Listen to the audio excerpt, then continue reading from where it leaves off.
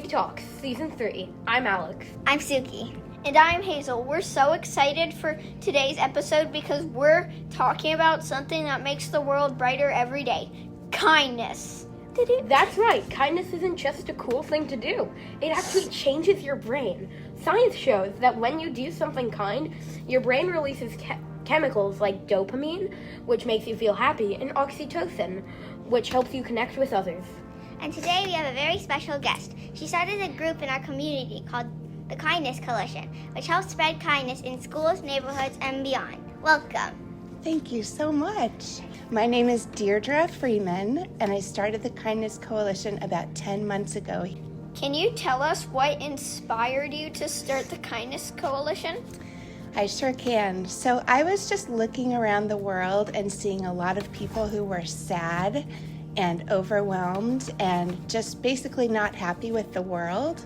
And I thought, gosh, I wish I could fix that all. So I decided to see if there were some more people in the world who wanted to do kind things with me to make things better for people.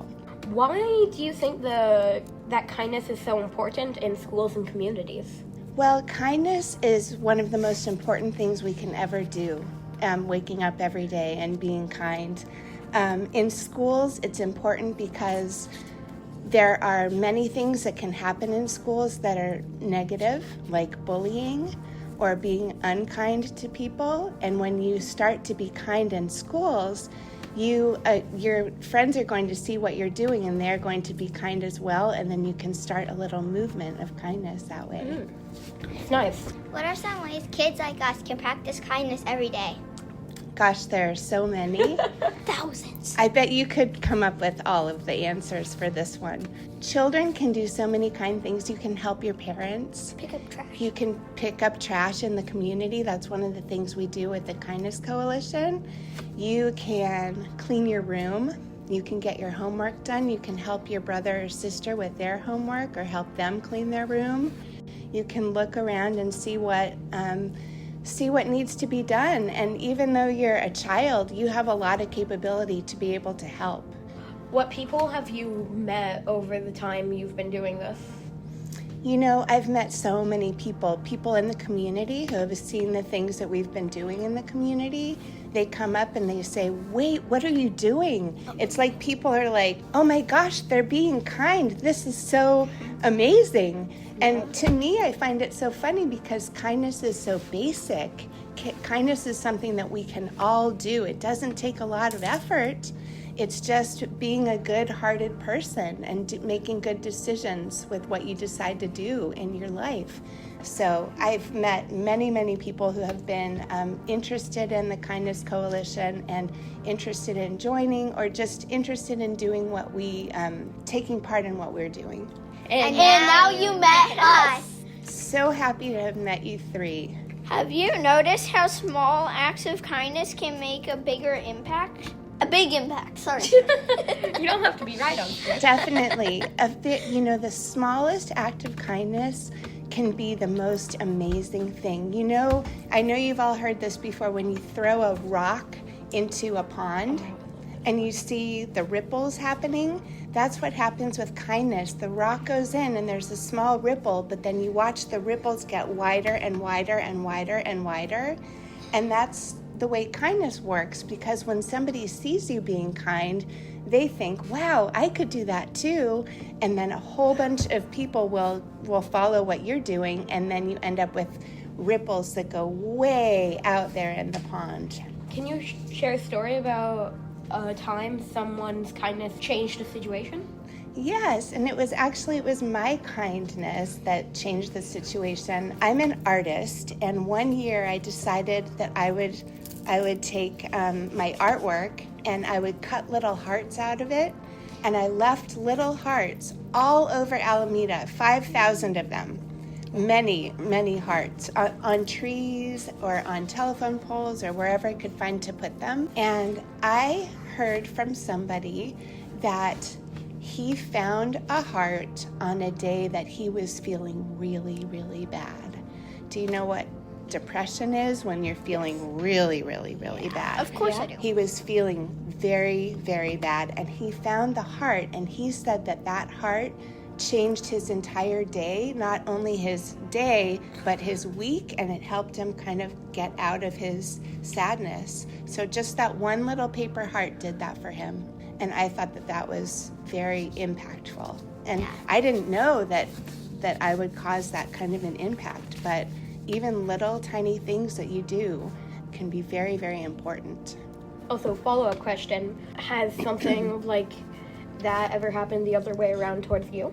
Well, I think the way kindness works is when you're a kind person, you tend to get a lot of kindness back. I just was sick this past 2 weeks. Gosh, I had maybe 4 friends bring me soup.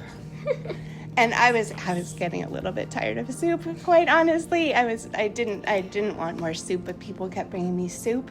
The kindness comes back. The kindness comes back to you. And I'm so grateful for kindness because it makes you feel so good. I real quickly have something to say. Yeah. And I forgot it. Never mind. That's Soup. okay. That happens to me all the time. Soup. What do you think is the hardest part about being kind, and how can we overcome it? Well, everybody has bad days, right? Sometimes you wake up and you just feel kind of like, like maybe you don't want to go to school that day, or you have a little headache, or you just don't feel motivated. I think it's a little bit harder to be kind when we aren't feeling great ourselves.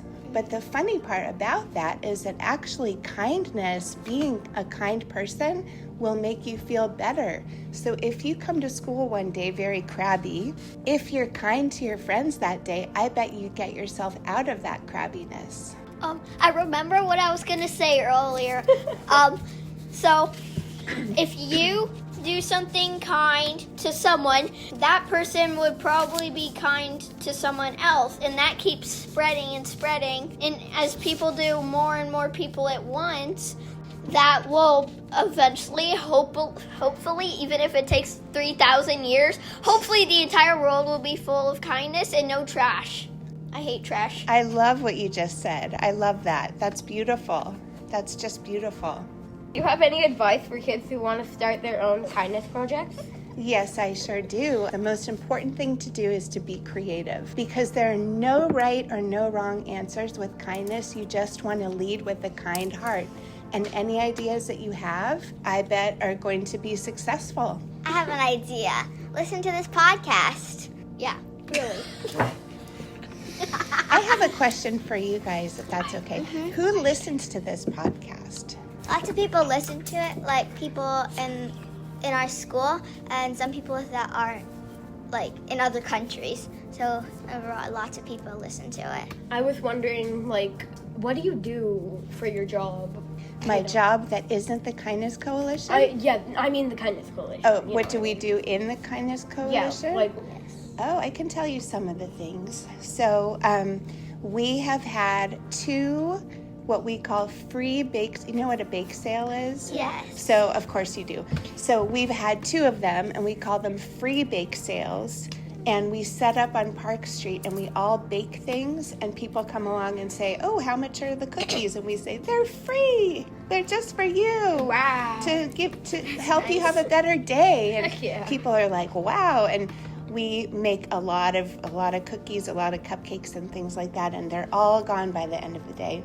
We also do neighborhood cleanups. So we clean up, like Hazel likes that idea. We also look for people who might need a little bit of help.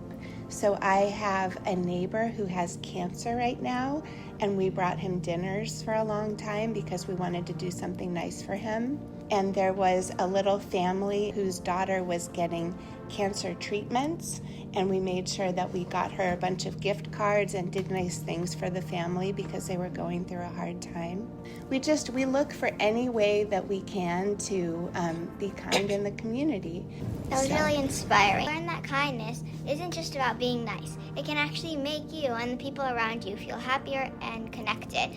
And the best part, kindness is something that we can all do every single day in big ways and small. Science shows that even one small act of kindness can boost your mood and even help reduce stress. Thanks for listening. And remember, little hearts can make a big difference. So spread kindness and stay curious and strive to make the world a better place, one conversation at a time. Bye!